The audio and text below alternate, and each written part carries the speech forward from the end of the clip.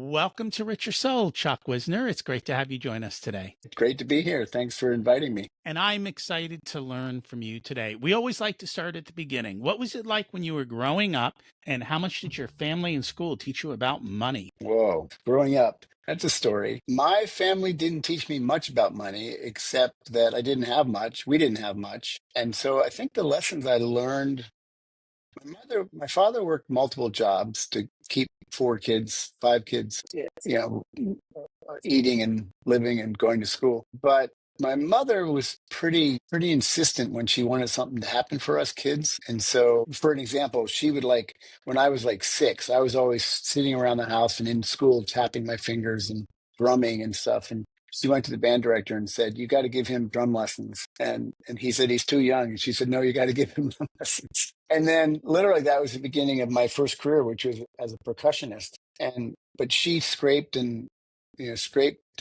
saved so that I could have those drum lessons. But we were a fairly, lower middle class family, money in, money out.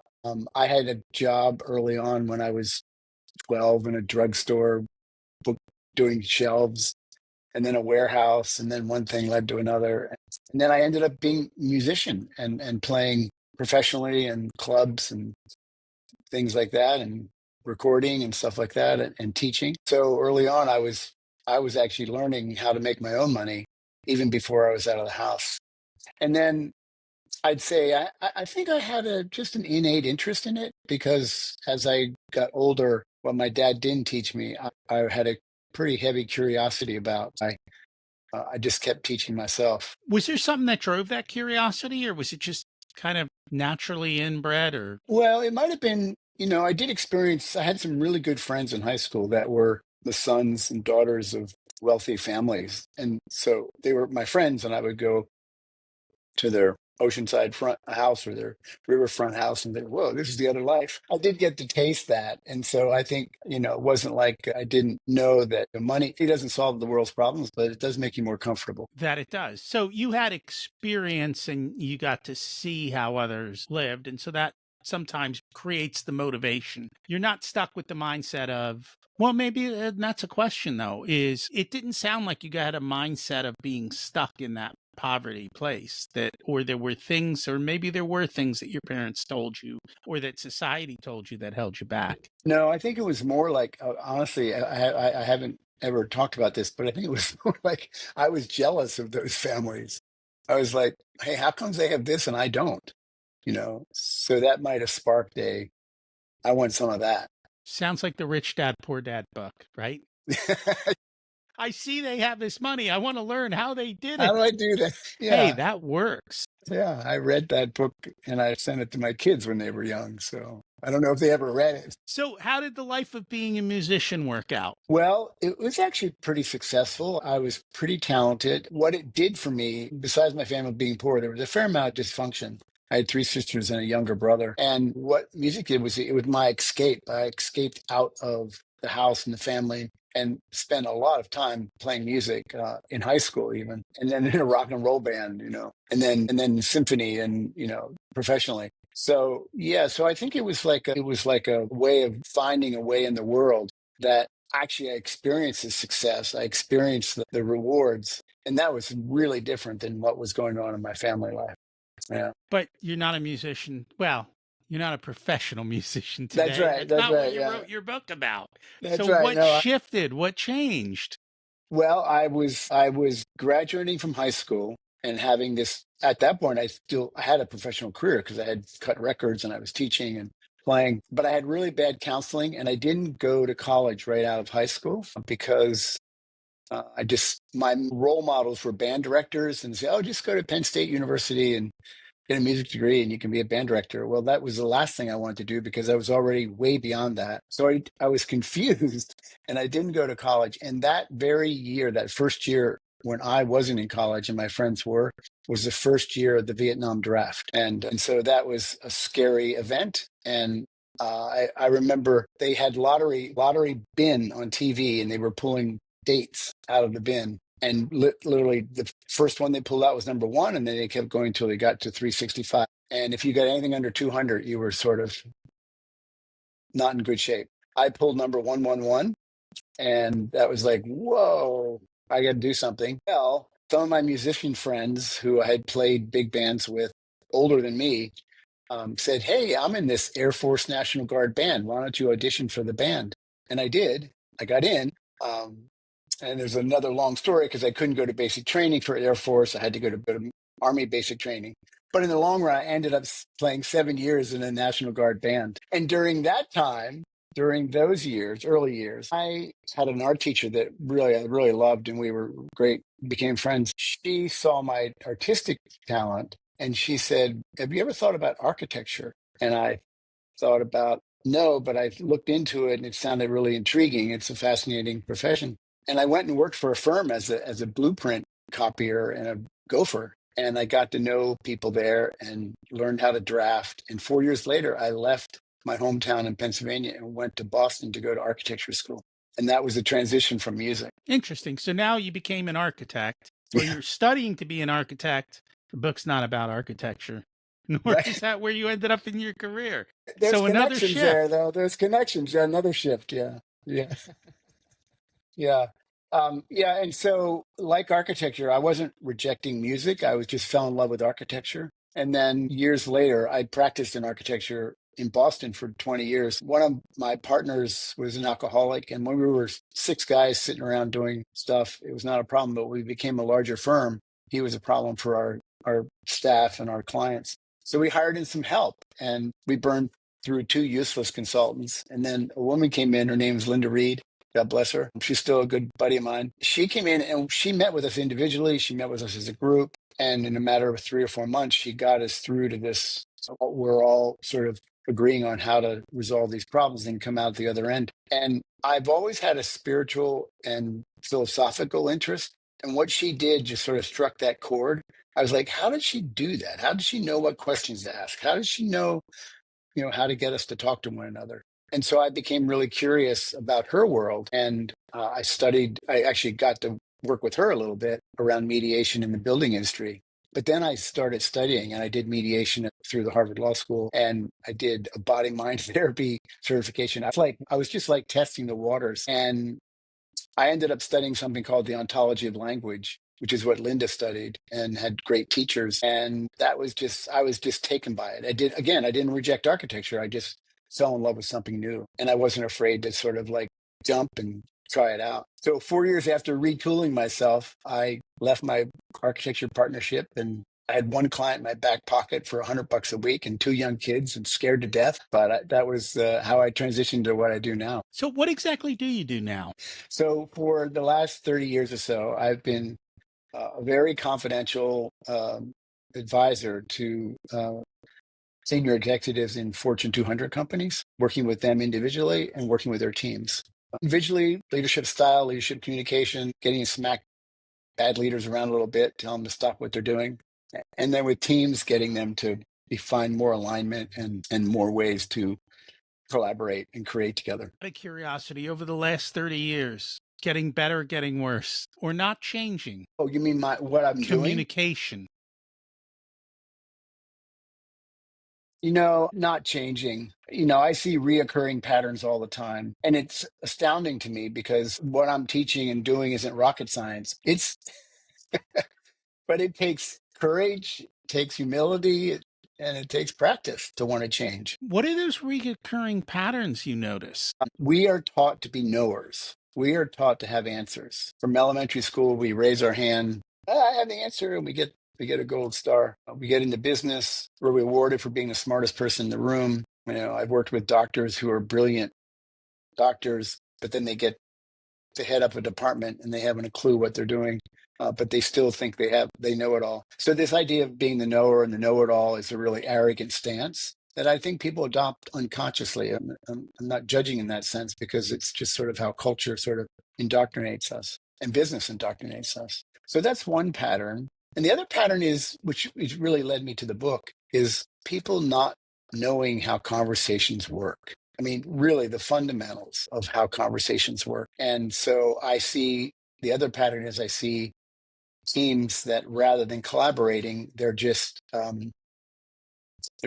each telling their perspectives and going around a table and revisiting things. And then the loudest person or the person in the room with the most stripes says, okay, what are we going to do? Let's make a decision. So the quality of the conversations are really not as rich as they should be. I'm going to ask you about that in a minute, but let's get to the book. So, what inspired you to write the book, The Art of Conscious Conversation, transforming how we talk, listen, and interact? The seed of this happened. I had a client whose name was Jamie Bonini, and he was a client of mine at Chrysler many years ago.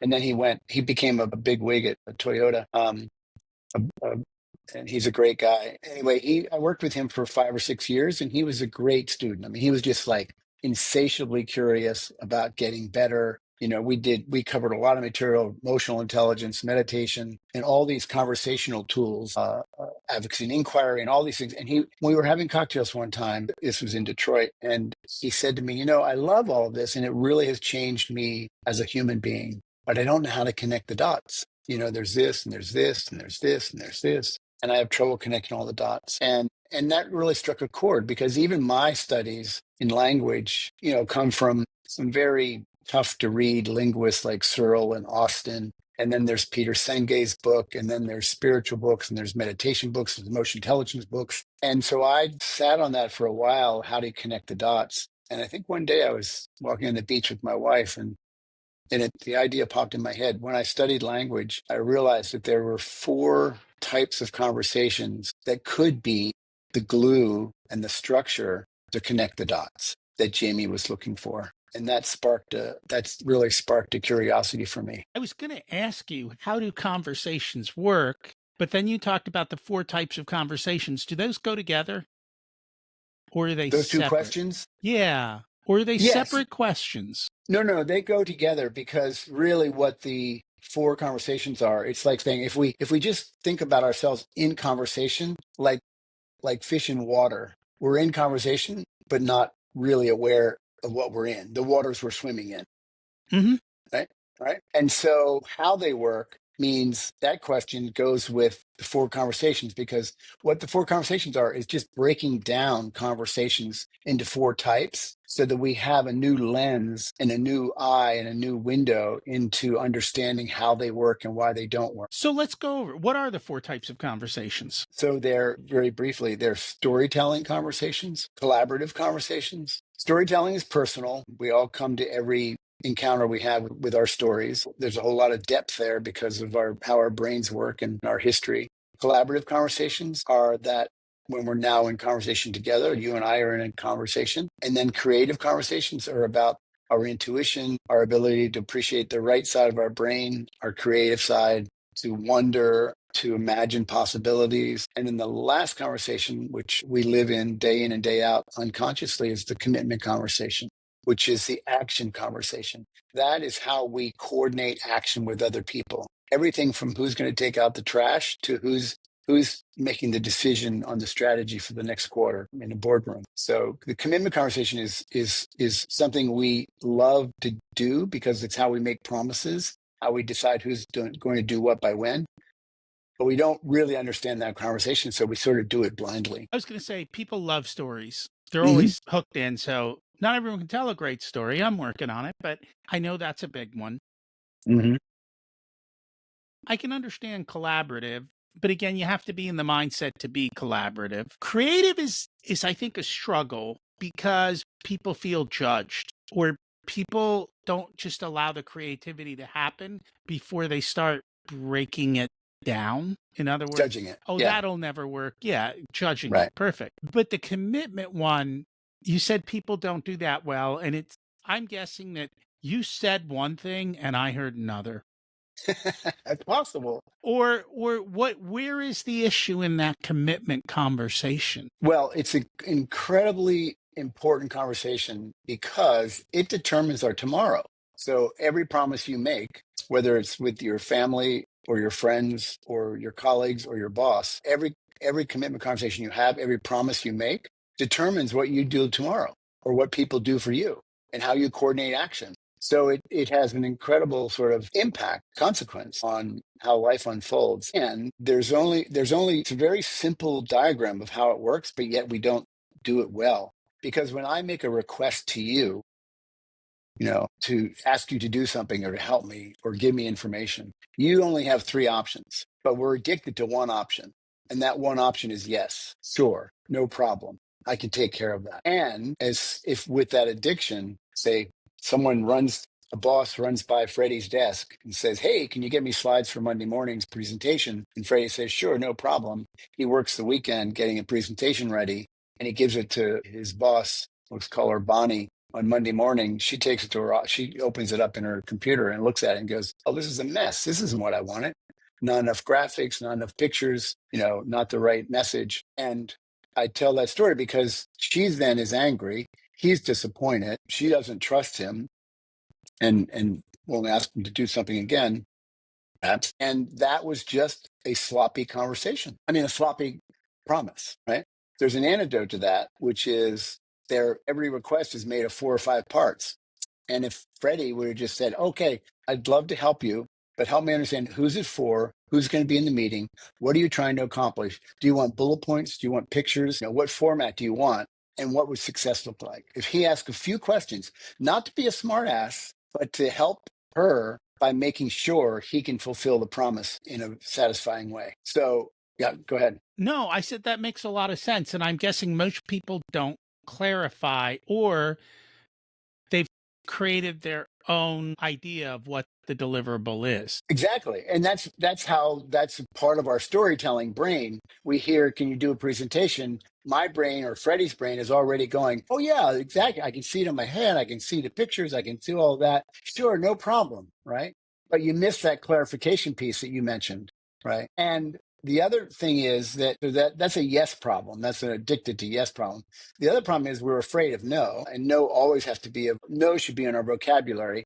I had a teacher, Rafael Echeverria, who told us a request without a possible no isn't a request. It's a demand. It's a demand. Yeah. Yeah. Yeah. Yeah. So I don't need to say a lot about no, except it should be part of our vocabulary. Sometimes just for boundaries, just to say, "No, I can't do that," whatever. But they also can turn into a counteroffer, which is our third and best option, which Well, is to and say, of the 4 parts of the promise that you're asking me, I can deliver 1, 2, and 3, but the fourth one, I can't get it to you by Monday, but I can get it Monday morning, but I can have it to you by Monday afternoon. And that's a counteroffer. I understand that. I think what happens in most corporate is they already have a full plate, and now Mhm. another demand comes along. And I teach people, okay, this is what's on my plate currently. If you'd like to add this, what do you want to remove? Yes, exactly. And so what are we taking away? Because you just can't keep working more and more and more. Yeah, and that's a gentle no. That's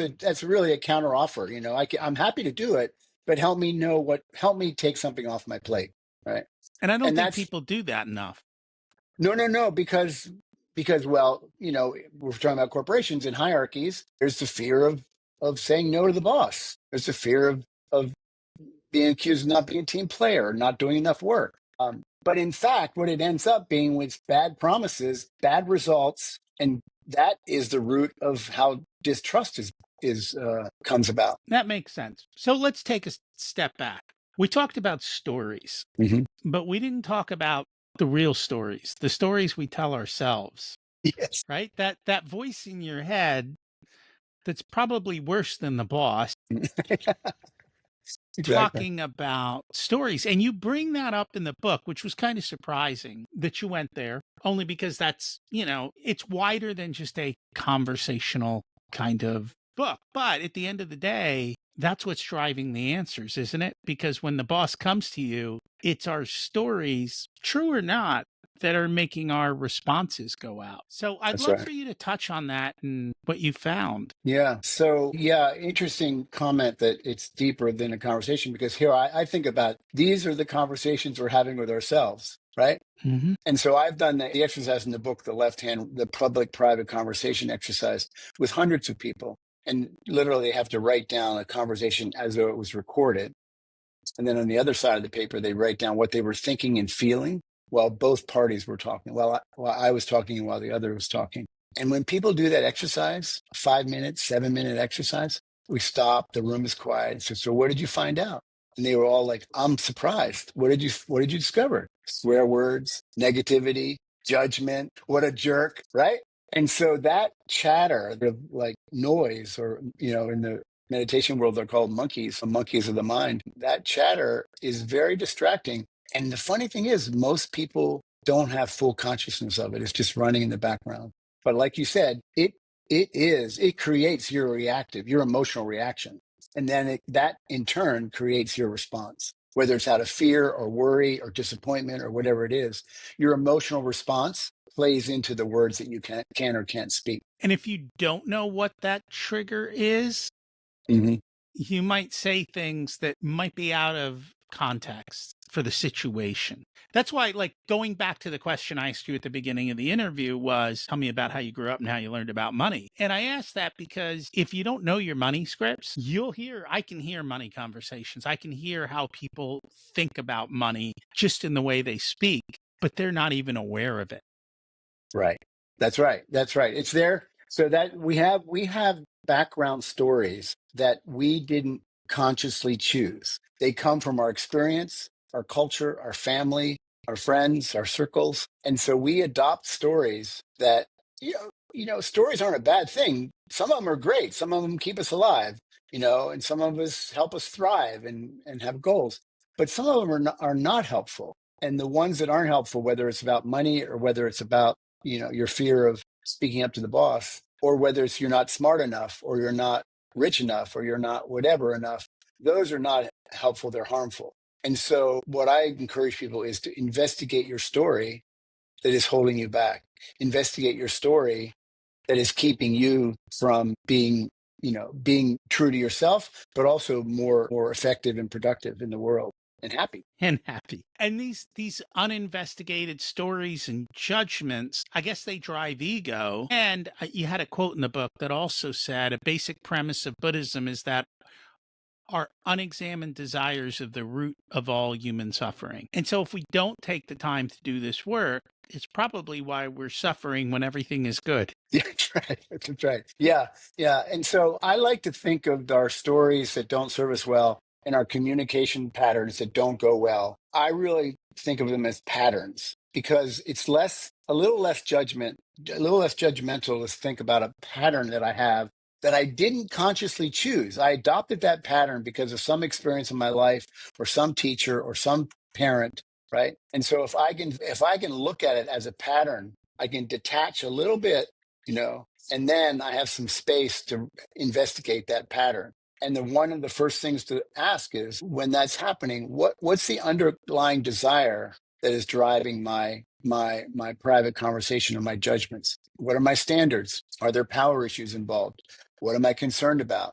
Those are the four fundamental questions that help us, I guess the word might be, deconstruct harmful thinking. Yes. And I think a lot of this, because there was a kind of theme in there. When it comes to speaking, most people are thinking, oh, I just need a better speech.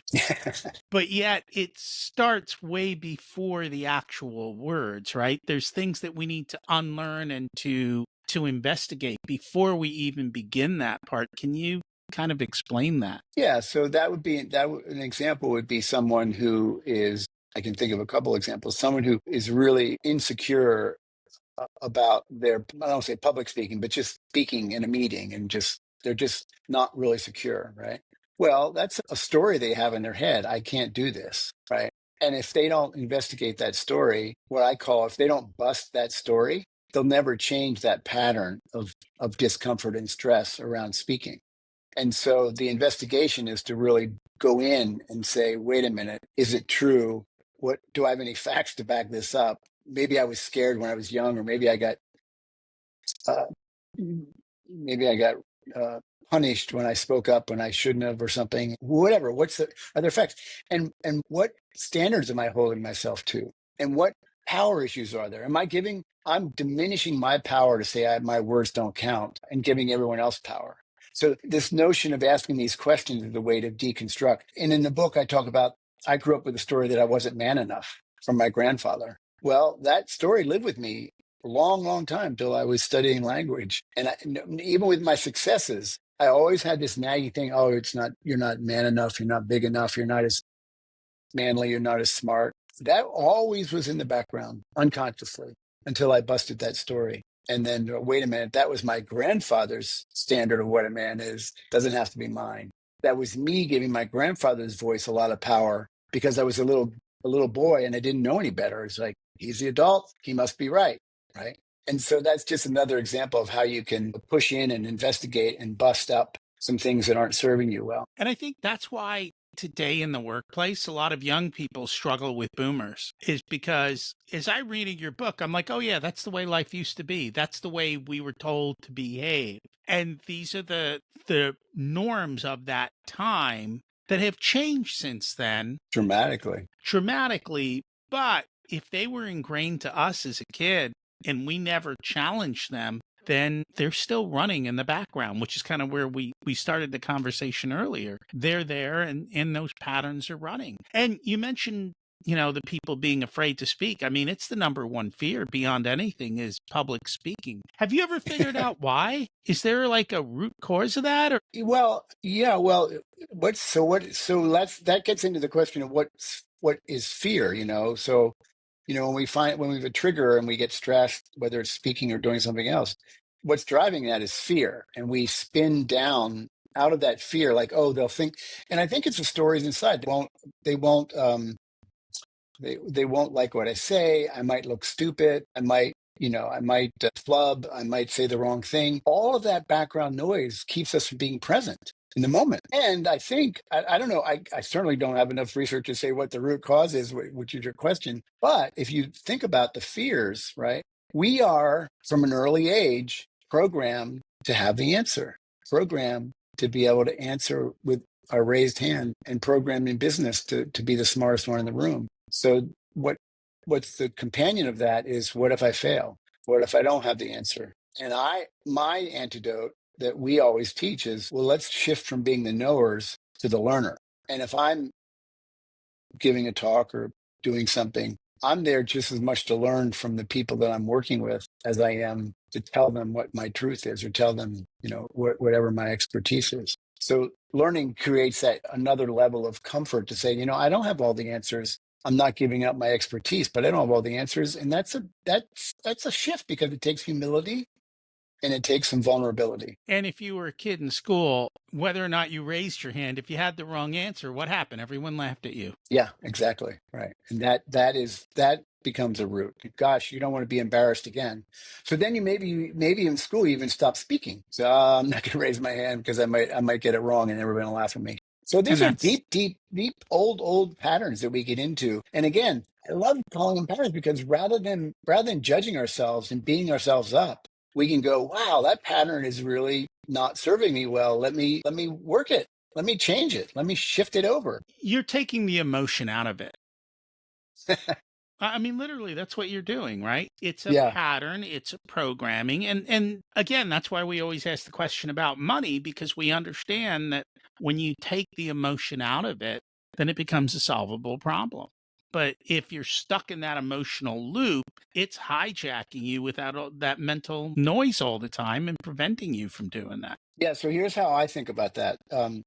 So emotions are real. I don't want to deny anyone's emotions, right? That's like it. So it was, I can't remember the author's name. It's a wonderful poet who said, emotions are a physical upheaval of our thinking. So something happens, the boss does something, our partner does something, the kids drive us crazy. We have this emotional reaction of anger, disappointment, whatever. But fundamentally, I can say every emotion you have, there's a story underneath. There's a story of disappointment. There's a story of I didn't get what I wanted to get. There's a story of they didn't meet my standards. There's a story under every emotion. So we don't discard the emotion, but we go, the emotion is only a physical sign that you need to do some work. You need to investigate your thinking, because it's really the thinking that is flooding you with chemicals to have the emotional reaction. And that then gives us some clarity to look at it as a pattern. And the other piece of that is sort of the Zen piece, whereas when we start looking at something emotionally, or we start looking at something to take it apart and understand it, we're detaching. So rather than our ego sort of attaching to our emotions, saying, you're right, you have every right to be angry, go get them, blah, blah, blah, blah, we can detach and go, wow, look at that. And that witnessing is where we become more aware and more wise. It takes work to do that. That's deep inner work. And, it sounds simple, but it's learning to step back and be the Right. observer in the Right. situation and let go. At that point, there's probably an emotional hijack. So you get stuck in the Yes, moment that's and right. stepping out of it. Part of that, and you talk about this in the corporate world. You say that presence and intuition aren't soft skills, they're essential, especially for the logical leader, right? So how do we start to begin to notice and then trust these softer signals? Because corporate, and it's like go go go and Go. Yep. Yep. Yep. numbers, right? Yeah. Yeah. Yeah. Well, earlier on, we were talking about stories and collaboration, creative and commitment conversations. I coined a phrase called the conversational bypass, which means we love our stories and we love taking action. So we love telling our stories. We go to meetings, everyone tells a story, and then someone says, okay, what are we going to do? Let's make a decision. So the conversational bypass says, great, you took the two conversations that you love and you're addicted to, and you bypassed the two that are the hardest and the juiciest and the most opportunity to learn from each other and the most opportunity to generate possibilities. And so the creative conversation is not only about our intuition, it's about giving ourselves permission to think outside the box, to dream, to wonder what else is possible. And sometimes I get the response, we don't have time for that. And so my response is, how many decisions have you made quickly that you had to rescind, that you had to say, oh gosh, we didn't have enough information, or we missed this other idea that was a better solution because we didn't take the time to explore? Or you were Blockbuster and you ignored Netflix and Yeah, your that's business right. went away.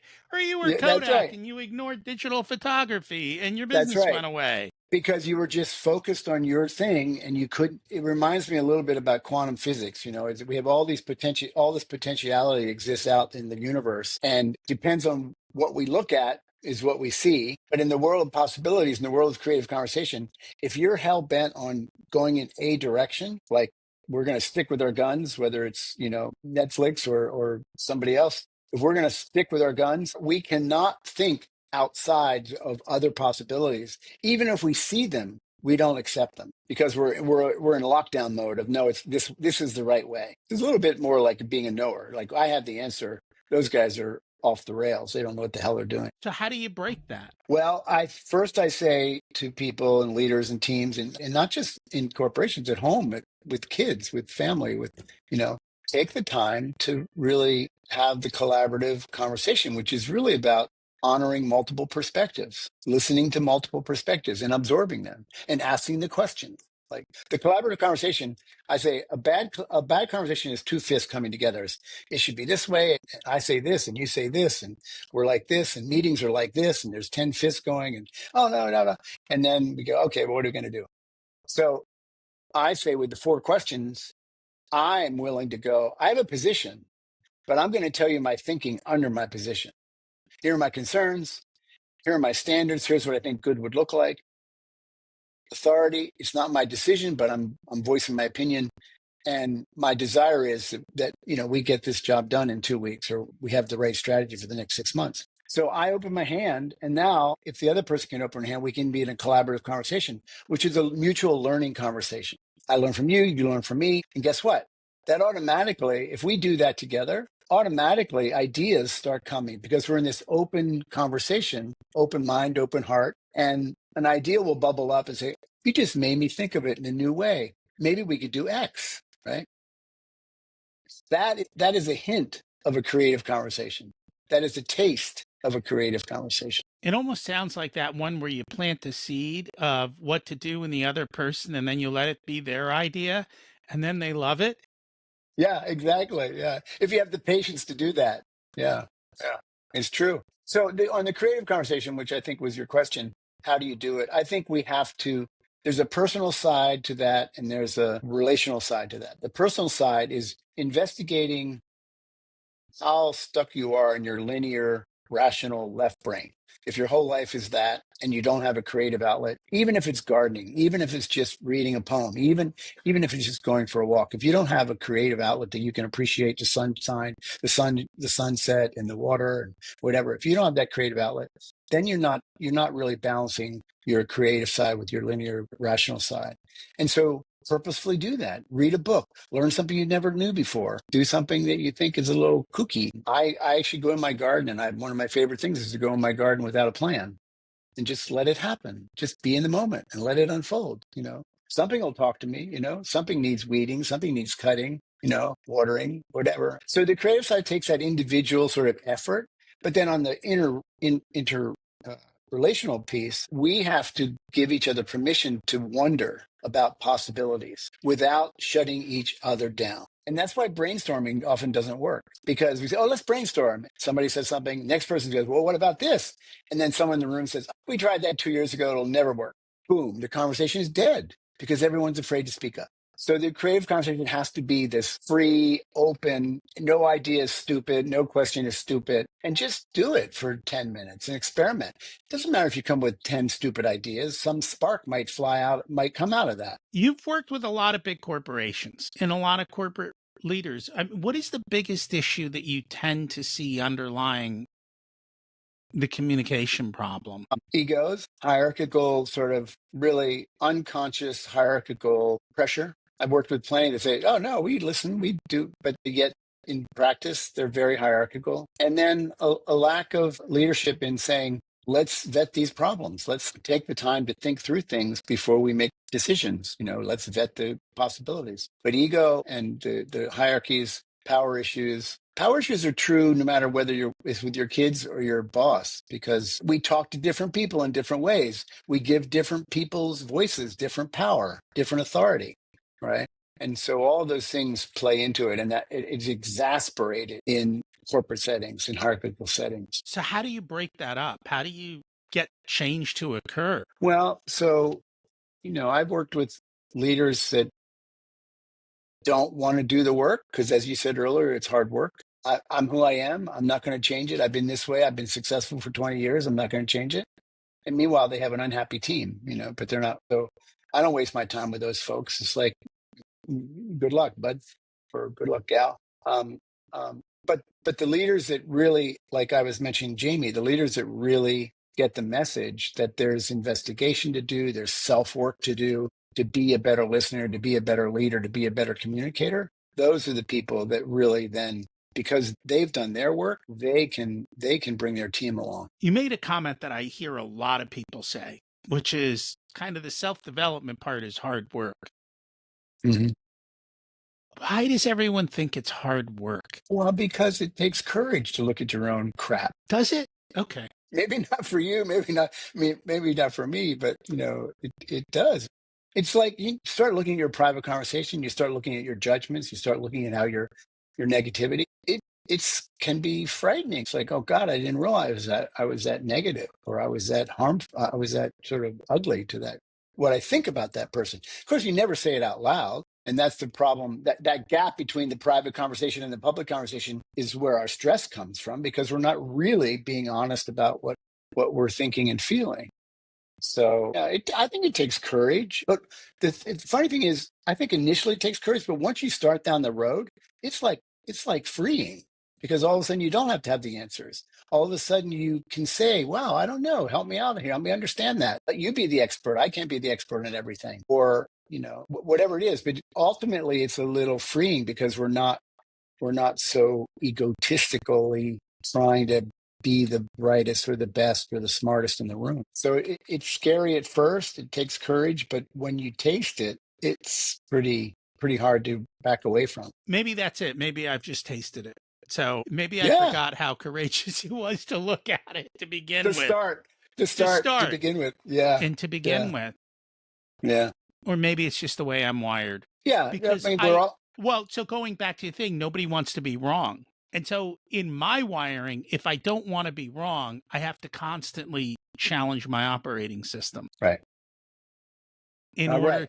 to not be wrong. So Right. I think I just naturally do that because that's logical, but that's me. Other people might look at it differently.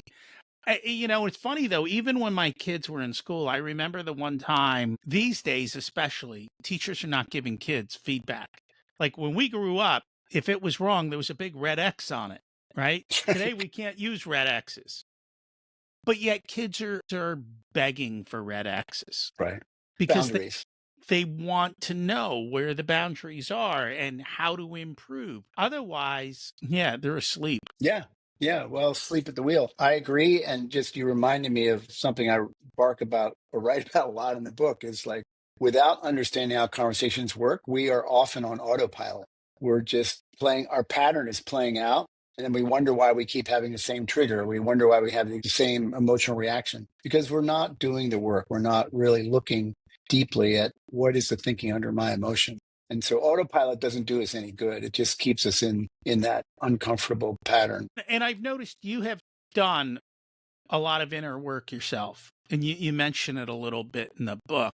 Has there Mhm. been something that was more profound for you or life changing, or has it just been the constant, trying different things and at the right time, the right thing happens and it all kind of works together? Yeah, well, certainly the study of language and what's called in that world master stories, that study of what are your master stories that aren't serving you well, we had to write about and we had to talk about. That was life changing because that what I discovered was why I'm not a schizophrenic would be a good title for this piece because I had a grandmother who worshipped the ground I walked on my mother's side. I could do no wrong. I was like, just the sweetest, loveliest little boy. And on my father's side, my step grandfather, who was the redneck, was the one that always told me I wasn't man enough. And so I had these two competing stories. Thank God I was able to bust the negative ones. And the positive one serves me really well. I don't have to bust that. Well, does it, or does that then create ego? Yes, yeah. I'd say if I lived if I lived the way my grandmother portrayed me, I would be probably a narcissist. We all have enough experience with that. But yeah, you're right. That's right. But it was interesting to just when I was doing the work to discover that there were these two different sort of stories playing out.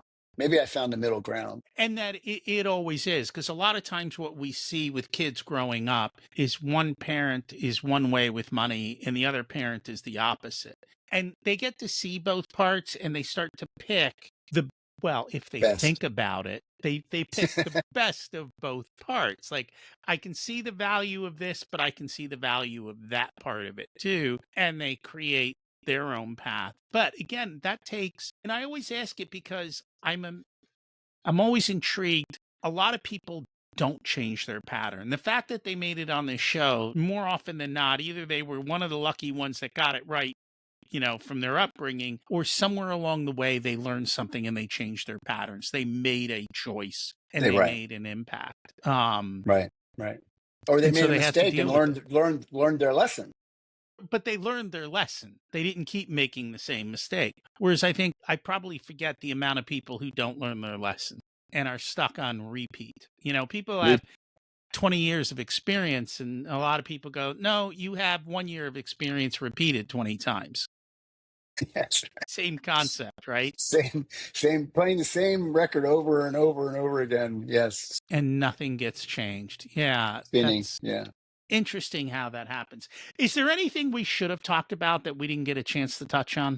No, this was a good conversation. We sort of touched on everything generally, and each conversation has a much deeper, more depth look, in the book. But no, I think I hope that since your audience is probably interested in money and finances, I hope we connect some dots there, so it's not totally disconnected. It's not. My audience has made their money and now they're trying to figure out why am I still not perfect? It's because of this, right? We haven't changed the stories. You got the money. That's You thought right. that was going to fix it. No, Relax. there's Well, yeah, and a lot of those people, I think I used to joke about writing a book called "What's Enough" because at some point we all suffer from. We have a good life. We have, but we need that next thing to make us happy, and that's just a trap. it is very much. And that is a question I ask a lot of people who are successful. I'm like, well, how much is enough? And most people cannot answer that question and they really struggle with it. And it's like, you have enough. Just stop, Enjoy. because Yeah, no matter what, you'll just keep moving the goalpost. I know I did. It's yeah. what we do as humans. Yeah, We no, keep moving the goalpost. yeah, or it's the keeping up with the Joneses phenomena. Again, that takes awareness, that takes courage to look at, but it's a big problem. I'm not a super wealthy man, but I'm comfortable. We have a good life. We take good vacations. We drink good wine, we eat good food, we have fun in life. We live in a beach town. I mean, I could have a lot more and have a yacht, but then it'd be a pain in the neck. I don't know. You sound like a wealthy man to me. Standards of what wealth is. We all have different standards. That we do. What's your secret to living an abundant life? Gratitude. I think that's our number one answer. It's really that simple. Yeah. Not Gratitude for always what you that have. easy. Not easy. All these things take That comes down to silencing the voices in our head that aren't serving us. That's right. Gosh, if I can only have that. What did you learn later in life that you wish you would have learned sooner? How to be less judgmental. Here, I thought you were the expert at that. Later in life, yeah. Not when I was 20. Yeah. That makes a lot of sense. Yeah. Because it feeds into jealousy, and they have what I don't have, and your judgment or whatever it is. Let people be. Do your thing and let people be. And you can't control it or them or anything else. That is true. If you were to give an 18-year-old one specific piece of wisdom, what would it be? Learn AI. Learn AI. In today's world, right? That's kind of what it is. It ain't going away. It is not going away. Yeah. And I don't know how many people realize this, but AI is great for you to have those internal conversations with about your judgments and the way you look at things, and ask it to challenge you. And this way you don't have to tell anyone else. It takes a little less courage to tell this chatbot, what's going on. To tell it. There you go. I think, I'd say that. And then also, I think to this notion of self-awareness, just taking the time to be a little more self-aware. So you aren't living life on autopilot, and you have more choices that way. Oh, I don't have to do that. I can do this. And that is very true. If people would like to get the book, learning more about you, how do they go about doing that? So the book is online at Amazon, Barnes and Noble, all that jazz. And then, so buy the book or your favorite bookstore. That's good for me. It's good for the local bookstore. My website is chuckwisner.com. And there you can download a free PDF of the introduction to the book. And you can also scroll down and write me a note or try to connect with me via email. I have a minor presence on Instagram and LinkedIn, Chuck_Wisner. So that's sort of me out in the world. And I'm writing a lot of articles these days. So usually when I write an article, I'll put it into LinkedIn or Instagram so people can access articles that I'm writing. Awesome. And we'll put that all in the show notes. Thank you so much for joining us today. Thank you for having me. Appreciate it. Hey, thanks for checking out the full unedited video of the Richer Soul podcast. You can get the full audio podcast with intro, outro, and a ton more details here on YouTube or whatever your favorite podcast player is. Don't forget, we've got hundreds of episodes for you to go back through, and you can also get episode information on the Richer Soul website as well. Don't forget to subscribe so you're automatically updated as to what's going on and every time we release a new episode. The first few episodes of the Richer Soul podcast actually lay out the entire framework that everything is built on over all of these years. So check them out as well. Thanks for listening.